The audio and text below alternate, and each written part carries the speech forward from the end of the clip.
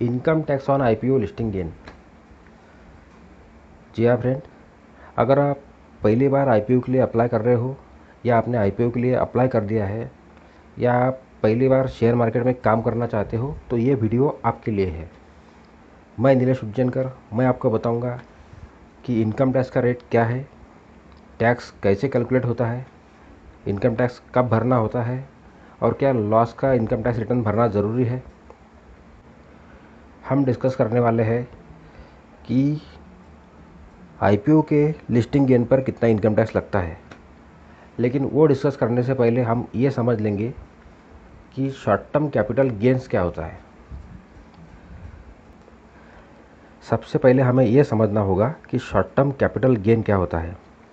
जब भी आप कोई शेयर्स खरीदते हो और उसे खरीदने के बाद 1 साल के अंदर उसे बेच देते हो तो उस ट्रांजैक्शन के ऊपर जो प्रॉफिट होता है उस प्रॉफिट को शॉर्ट टर्म कैपिटल गेन माना जाता है। और शॉर्ट टर्म कैपिटल गेन के ऊपर 15% के हिसाब से इनकम टैक्स लगता है। ये हुई शॉर्ट टर्म कैपिटल गेन की बात। अब हम समझ लेते हैं कि आईपीओ के लिस्टिंग गेन पर कितना टैक्स लगता है। अगर आप आईपीओ लिस्ट होने के बाद उसी दिन उसे बेच देते हो या कुछ दिन रुकते हो और बाद में उसे बेचते हो तो उसके ऊपर जो प्रॉफिट होता है, उसके ऊपर जो गेन होता है, उसे भी शॉर्ट टर्म कैपिटल गेन ही कहा जाता है। और शॉर्ट टर्म कैपिटल गेन के ऊपर टैक्स लगता है 15%। इसका मतलब अगर आपको लिस्टिंग गेन होता है तो उसके ऊपर भी 15% ही टैक्स लगेगा। अब बात करते हैं इनकम टैक्स रिटर्न कब भरना होता है और टैक्स कब भरना होता है। तो इसके लिए पूरे साल भर की इनकम को कंसीडर किया जाता है। अप्रैल से लेकर मार्च तक पूरे फाइनेंशियल ईयर में आपके सारे सोर्सेज से जो इनकम हुई है उसकी टोटल अगर 2,50,000 रुपये से ज़्यादा होती है तो कंपलसरी इनकम टैक्स रिटर्न दाखिल करना होता है। इसका मतलब अप्रैल से लेकर मार्च तक पूरे साल में आपको जो भी इनकम होती है, किसी भी हेड से होती हो, salary, business, short term capital gain, long term capital gain, या आपको कोई रेंट मिलता है या आपको कोई इंटरेस्ट मिलता है या कोई डिविडेंड मिलता है, इन सारे इनकम का टोटल किया जाता है। और वो टोटल अगर 2,50,000 रुपये से ज़्यादा होती है तो आपको कंपलसरी इनकम टैक्स रिटर्न दाखिल करना होता है।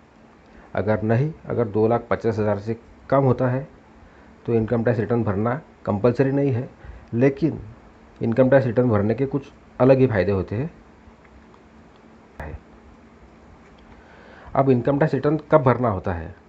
फाइनेंशियल ईयर कंप्लीट होने के बाद 31 जुलाई के पहले इनकम टैक्स रिटर्न दाखिल करना होता है। और अगर कोई टैक्स बनता है तो उसे पे करना होता है। तो अप्रैल से लेके मार्च तक का पूरा फाइनेंशियल ईयर कंप्लीट होने के बाद आने वाले 31 जुलाई के पहले आपको रिटर्न दाखिल करना होगा। तो अब बात करते हैं, क्या लॉस होने पर भी इनकम टैक्स का रिटर्न भरना ज़रूरी है? क्या लॉस होने पर भी इनकम टैक्स का रिटर्न दाखिल करना ज़रूरी है? तो हाँ, अगर हम इनकम टैक्स रिटर्न में हमारा लॉस दिखाते हैं तो वो जो लॉस है हम अगले साल में कैरी फॉरवर्ड कर सकते हैं। मतलब जो लॉस आपको इस साल हुआ है वो हम अगले साल में ले जा सकते हैं। अब इसका फ़ायदा क्या है? अगर हम हमारा लॉस का रिटर्न भरते हैं और हमारे इनकम टैक्स रिटर्न में लॉस दिखाते हैं तो वो लॉस हम अगले साल में कैरी फॉरवर्ड करेंगे, अगले साल में ले जाएंगे। इसका फ़ायदा क्या होगा?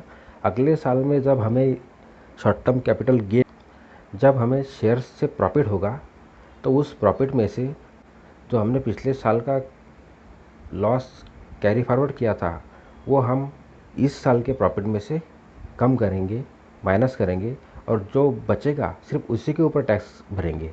इसका मतलब अगर हमारे पास में पिछले साल का कोई लॉस है तो हम इस साल के प्रॉफिट में से उसे कम कर सकते हैं और अगर हमें कोई टैक्स लगता है तो वो टैक्स बचा सकते हैं।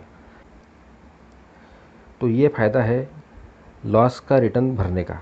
अगर आपको लॉस भी हुआ है तो भी इनकम टैक्स रिटर्न भरिए, उस लॉस को कैरी फॉरवर्ड करिए और अगले साल में जब प्रॉफिट होगा उस प्रॉफिट में से उस लॉस को कम करिए और जो प्रॉफिट बचेगा उसके ऊपर सिर्फ टैक्स भरिए। अब बात करते हैं इनकम टैक्स रिटर्न की ड्यू डेट्स। फाइनेंशियल ईयर 2021 से 2022 इस फाइनेंशियल ईयर में जो आपने इनकम अर्न की है, जो आपने कमाई की है, उसके ऊपर असेसमेंट ईयर 2022-2023 में टैक्स लगता है। तो अगर आप फाइनेंशियल ईयर 21-22 का इनकम टैक्स रिटर्न दाखिल करना चाहते हैं तो आपको 31 जुलाई 2022 के पहले दाखिल करना होगा। तो दोस्तों, ये थी कुछ जानकारी आईपीओ के लिस्टिंग गेन पर किस तरह टैक्स लगता है। एक छोटी सी जानकारी। आशा करता हूँ कि ये जानकारी आपको पसंद आई हो।